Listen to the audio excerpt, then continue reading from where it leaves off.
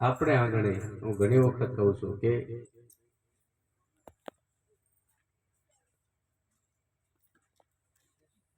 આપણા અહીંયા સદગુરુ મહારાજ કંચનરામ બાપુ ખરેખર બધાના ઉપર આપણા ઉપર દયા કરી છે એટલે આપણે અહીંયા બેઠા છીએ અને એવા ગુરુ મહારાજની મહેરથી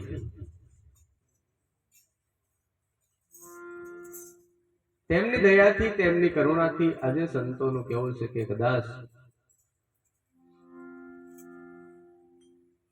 આ ધરતી ઉપર આપણને સાચા સદગુરુ મળ્યા એનું આપણને પ્રમાણ છે કે ખરેખર 100% આપણને કોઈ સમૃદ્ધ સદગુરુ મળ્યા છે અને એ ગુરુ મળ્યા થઈ આપણને આજે કદાચ આ ભક્તિનો માર્ગ મળ્યો હોય, આપણને ઠરીને બેસવાનું ઠેકાણું મળ્યું હોય અને સાથે અલખની કૃપા થઈ હોય, નકલંકની દયા આપણા બધાના ઉપર થઈ છે. હું તો કહું અહીંયા બેઠા નહીં દયા છે તો બેહાય, બાકી ના બેસે.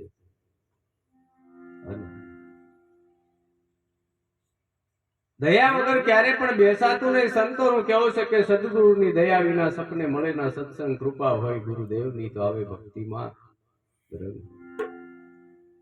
એમ જ અમારા ભાઈ ભક્ત શ્રી આ પોટિયા ગામની પાવન પવિત્ર ભૂમિની અંદર અવરનવર સંતો આપણને કદાચ અહીંયા તેડાવતા હોય.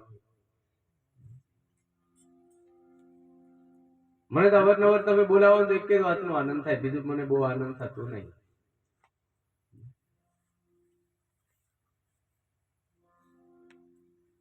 કે તમારી સેવા કરવાનો મને વારંવાર તક મળે છે. બીજું મને કઈ બહુ ખબર નહીં. આમ તો બધા સંતો આવે છે, અમારા અનેક સંતો, બાપજી શ્રી પણ આપણને બહુ સરસ વાત કરી. એમ અવારનવાર મહાપુરુષો આવે છે. આપણે બધાને જે કઈ એમને જે સમજાય છે એ આપણને બધાને કહે છે. એ આજુબાજુમાં આપણા ઢાબા ડુંગરીથી પણ કિરણરામ બાપુ આવે છે,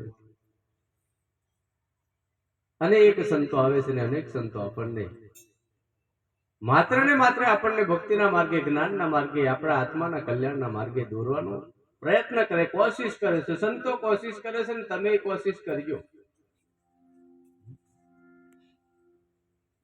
તમે દવાખાને ગયા ડોક્ટર કેટલા રિપોર્ટ કરે સાહેબ, તમારો રોગ નહીં પકડાય ત્યાં સુધી રિપોર્ટ કરે. મેલેરિયા ના કરે, બીજા કરે, ત્રીજા કરે, બધા જાતે જાતના કરે, છેલ્લું પછી MRI કરે. આખું જ મશીનમાં નાખી દે. આ MRI કરેલી ઘણી બધી આઈટમો છે હે ને, આખા મશીનમાં નાખ્યા પછી રોગ પકડાય કે આ શું છે. અને આપણે એમની એમ દવા નહીં કરતા, MRI માં નાખીને પછી આખા મશીનમાં, MRI કહેવાય ને, આખું મશીનમાં નાખી દીધી. અને સદગુરુ મહારાજના જ્ઞાનના રૂપે MRI માં આપણને આખા મહી નાખી દીધા અને બધો રોગ તપાસી લીધો. અને ગુરુ પછી આપણને એક જ ટીકડી આપી છે, વધારે નહીં. રિપોર્ટ કરે વારંવાર, પણ તમને જે દવા આલી હોય ને એ પીવાની બધી કોશિશ કરજો તો રોગ મટશે, બાકી એમનો એમ મટવાનો ધન છે. આજે આ પોટિયા ગામની પાવન પવિત્ર ભૂમિની અંદર અમારા ભાઈ ભક્ત શ્રી રણછોડભાઈ સાથે અમારા અંકિતભાઈ ને તાલીથી વધાવો સાહેબ. કારણ કે એ ભાઈ એટલો પ્રેમી, એટલો ભાઈ, આમ તો બધા તને સારા છો, પણ છતાં તમે ઘણી વખત પૂનમમાં આવો તો તમે બધા કદાચ આવીને બેસી જાવ, પણ આ ભાઈ કઈ બેસે નહીં. કોકને પાણી આલવા ઉભો થાય, કાં તો ઘરમાં સા મૂકી લેવા દે છે, એને અજાણા જેવું કે એવું કશું નહીં. હોને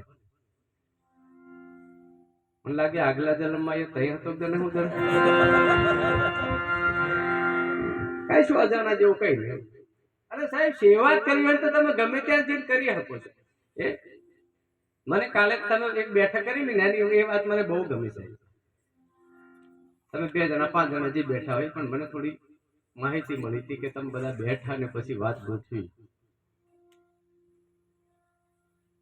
કે આપણા પરિવારમાં આપણા ગુરુ મહારાજને કદાચ અહીંયા સંતો આવતા હોય, કોઈ પણ પ્રસંગ હોય, હું તો ભજન પ્રસંગ એટલો જ એમ જ નહીં કહેતો, પણ લગ્ન પ્રસંગ કે કોઈ પણ પ્રસંગ હોય,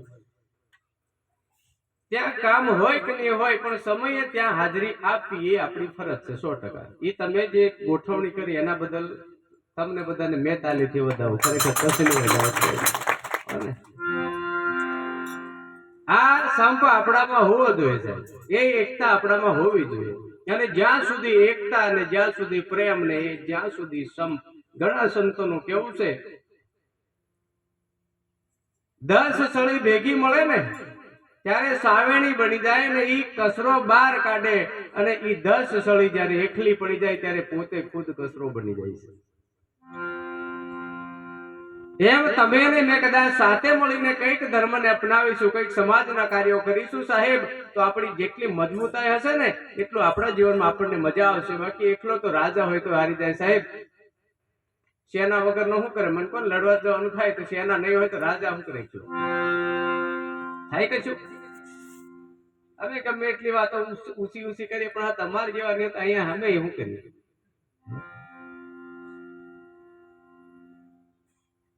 પેલું પંડલપુરમાં, પંડલપુર કેવાય ને, વિઠ્ઠલ ભગવાન થઈ ગયા પંડલપુર. લક્ષ્મીજીએ ભગવાનને એટલું કીધું કે પ્રભુ ગમે એટલા હરિભક્તો આવે છે, તમને દર્શન કરે છે, છતાં પણ સામે દ્રષ્ટિ કેમ કરતા નથી? ત્યારે ભગવાને કીધું કે આ બધા જ આવે છે, પણ બધા આવે ને એમાં મને મારા જે અંદરના જે ભાવના છે ને પેદા નહીં થતી, તાકાત નહીં આવતી, ભાવ નહીં જાગતો. તો કે કેમ, શું કારણ? તો કે બધા હરિભક્તો આવે છે, પણ કંઈક ને કંઈક આપણે બધું ધ્યાન રાખજો સાહેબ. આપણે એમાં તો નથી ને બધા. ગુરુએ કીધું એમ નહીં રાખવાનું, ખાલી કર્મ કરો, એનું ફળ નહીં મળે ને તો પર્વતરામ તમારો જામીન રહી જાય સાહેબ. માગશો તો નહીં. રોજ દીવો કરીને, રોજ અગરબત્તી કરીને, માત્ર માગવા સિવાય બીજું કઈ કરવું નહીં. એવું તો કરવું હોય ને તો પછી કરાય જ નહીં, ભક્તિ જ નહીં કરાય સાહેબ. આવો અલખનો ધણી છે ને સાહેબ, એ કઈ ભીખ માગવા દે એવું લાગે તમને? ના માગવા દે, પણ કર્મ એટલું કરો, કર્મ જમા કરો. એ ખેતરમાં દાણા વાયા પછી ભીખ નહીં માગવી પડે હેડે બેન સાહેબ. વાવો ને મહેનત કરો ને એટલે સમય ડોડા થાય, સમય તુવર થાય, સમય ઘઉં થાય જ. ત્યાં વાટકો લઈને ઉભે ખેતરમાં ફરવાનું નહીં હોય કે? પણ દાણા ની વાવ્યા હોય તમે ટોપલું લઈને ટ્રેક્ટર લઈને ચારે હેડે ફરતા ફરો, તમારો દાદો નહીં આવે કે શું? ઈ અમે કહીએ તમને. અને આ સદગુરુ નું જ્ઞાન છે સાહેબ, જ્યાં માગવાનું આવતું નથી, માત્ર કર્મ કરવાનું આવે. એ બધું જાણે છે, આપણે શું કરીએ છીએ એ જાણે છે. આપણે કેટલા આપણે ઉપરથી ઘણા નાઈ ધોઈને મોટા ટીલા પાડીને આમ સ્વસ્થ ફરતા હોય, પણ અંદરથી કેટલા છે ને, ઉપરથી કેવા છે જગત જાણે છે, પણ અંદર કેવા છે ને જગદીશ જાણે છે સાહેબ. હો ને? ઉપર વાળું જગત જાણે છે કે પર્વતરામ એટલે બહુ આમ હારા દેખાય, મૂસો બૂસો.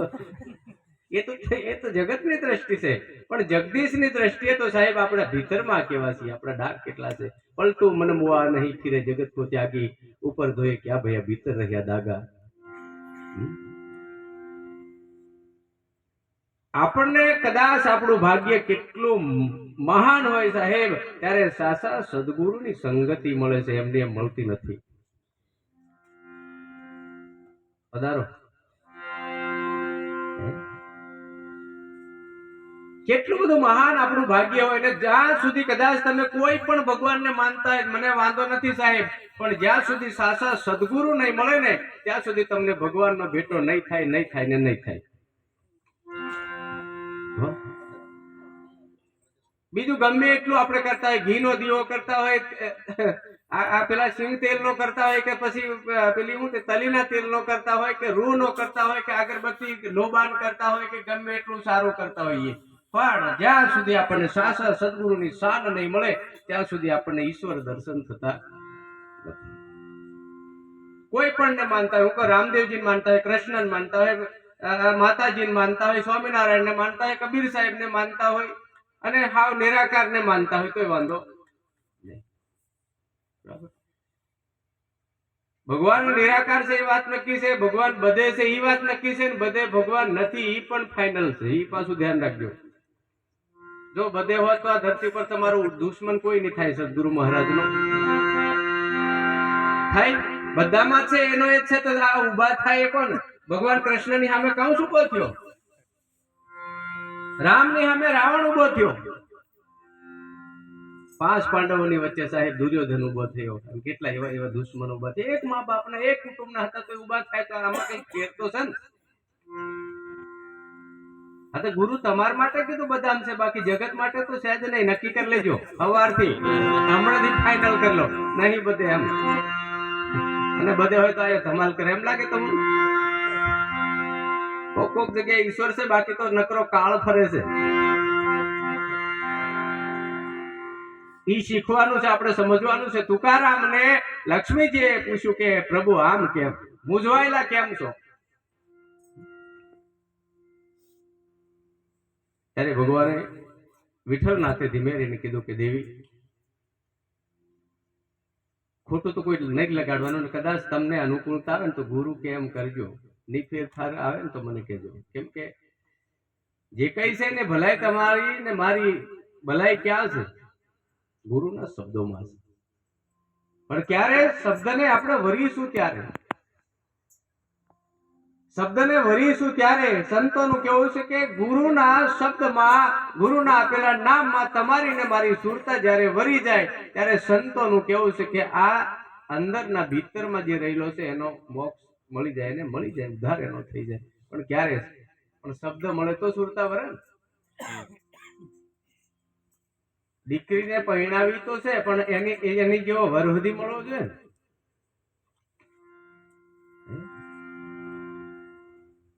આ કાયા નગરમાં કહે છે કે કુંવારી કન્યા છે, પણ એને સારો વર જોઈને પરણાવો. પણ સારો વર તમને મળે તો પરણાવો. ઈ કયો વર? આ દેહ નહીં, એ સદગુરુ શબ્દ છે. એટલે સંતોનું કેવું છે કે સદગુરુ શબ્દ આપણને કદાચ મળી જાય ત્યારે એ સુરતાને આપણે ત્યાં શબ્દમાં વરાવી દેવાની છે.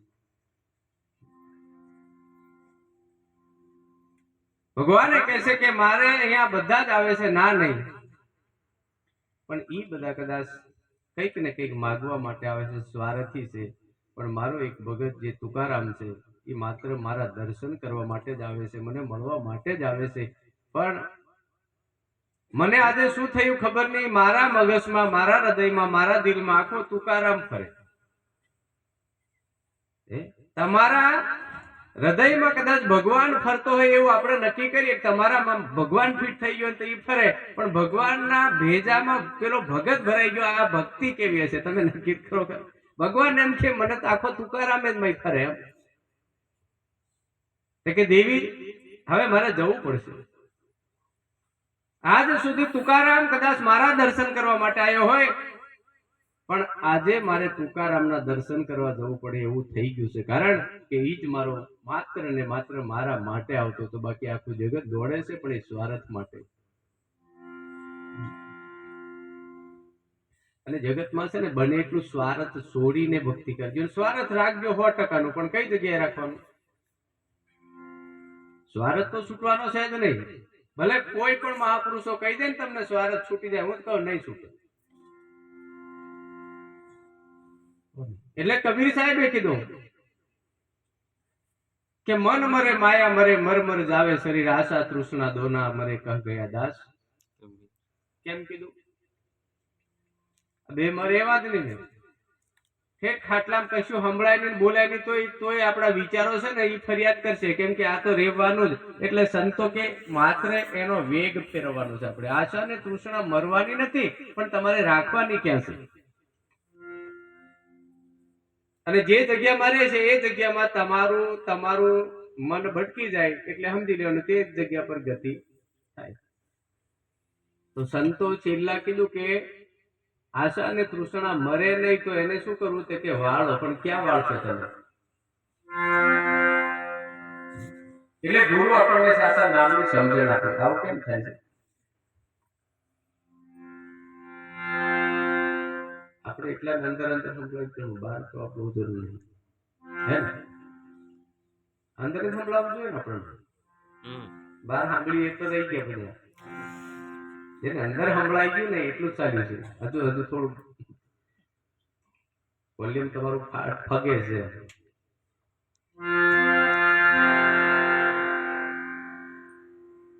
એમ તમને મને કદાચ આજે આ ધરતી ઉપર બેસીને બે ઘડીનો સત્સંગનો તક મળ્યો હોય, ઈ તક આપણો જતો નહીં રહે, ઈ સમય આપણો વેડફાઈ નહીં જાય. આપણા સદગુરુ મહારાજે આપણને શું માર્ગ બતાવ્યો છે સાહેબ? આપણને જે મળ્યું છે ને એ જેવું તેવું જ્ઞાન નથી મળ્યું. આ વિશ્વની અંદર કહે છે કે બધાને આની જરૂર પડી હતી ને આપણને ઈ જ મળ્યું છે. ભગવાન રામને પણ જરૂર પડી, ભગવાન કૃષ્ણને પણ જરૂર પડી, હે ભગવાન રામદેવજી મહારાજને જરૂર પડી, અને આજે એનું એ જ જ્ઞાન કદાચ આપણને મળ્યું હોય. હા, મહાપુરુષો હતા તો એ કેમ રામદેવજી બાપાને આપણે કહીએ છે ને કે રામદેવજી મહારાજને ગુરુ કોણ મળ્યા? બાળીનાથ. રામદેવજી બાપાના અને ભેરવાના ગુરુ પાછા એક જ.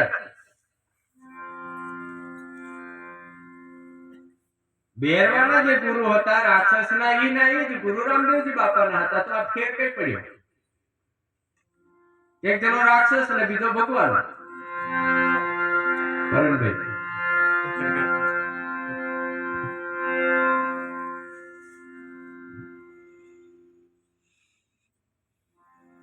અને ગોદડી સાહેબ ગુરુએ કેવી ઉડાડી? કોને ઉડાડી? રામદેવજી બાપાનો ધડો જ્યાં ગયો છે ને ત્યાં લેવા માટે ગયા ત્યારે ગુરુ મહારાજે કીધું કે બેટા અહીંયા ક્યાં તો આવી ચડ્યો છો? તો કે હું છે કે અહીંયા એક એવો રાક્ષસ છે કે જ્યાં માણસની ગંધ આવે ને ત્યાં દોડીને જાય છે ને માણસને ખાઈ જાય છે. ભગવાન હતા પણ તમે જોવો તો ખરા સાહેબ, ગુરુને શું કીધું? અરે બાપુ તો હવે શું કરું? હવે મારથી નહીં થવાય. યુક્તિ તમે જુઓ, યુક્તિ કેવી કરી? એ ભગવાન હતા, બધાને ખબર હતી ને, છતાં પણ ગુરુને કીધું, ગુરુનો આશરો લીધો કે હે બાપુ, કેમ કે સાહેબ ભગવાનને પણ ગુરુનો આશરોની જરૂર પડી તો આપણે કોણ ખેતરી હોય? ભગવાનનો તો અર્થ એવો હતો રામદેવજી મહારાજનો કે આને આજે ગમે તે રીતે પણ અહીંયા પૂરું જ કરી દેવું છે, વધવા દેવું નથી. પણ છતાં ક્યાં જ્યાં આપણા જેવા ડાયરેક્ટ નહીં જતા રહે, અમારા જેવા નથી હેડ પાડી જાય એવા, અરે પેલા પતાઈ આવો એમ કરી જાય નથી. પણ આ ભગવાન હતા છતાં